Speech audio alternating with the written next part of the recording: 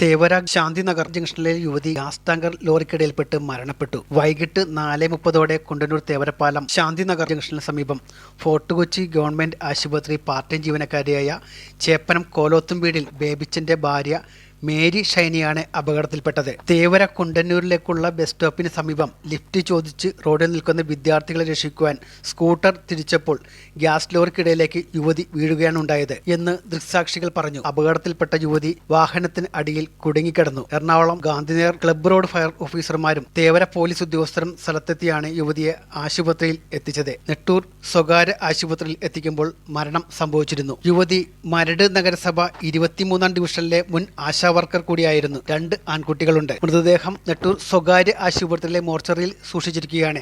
നാളെ പോലീസ് നടപടിക്ക് ശേഷം പോസ്റ്റ്മോർട്ടത്തിന് കഴിഞ്ഞ് ബന്ധുക്കൾക്ക് വിട്ടു നൽകുമെന്ന് അറിയിച്ചു. ഞങ്ങൾ ഒച്ച കേട്ട് കഴിഞ്ഞപ്പോഴാണ് ഒന്ന് നോക്കിയത്.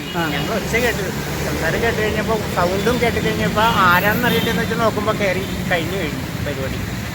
പെട്ടെന്നുള്ള സംഭവിക്കും. അല്ല, കുട്ടികൾ ഇപ്പോൾ റോട്ടിൽ നിന്ന് കൈ കാണിച്ച് കുട്ടികളെ രക്ഷിക്കാൻ വണ്ടി വിട്ടിച്ച് നേരെ കൂടെ തട്ടി.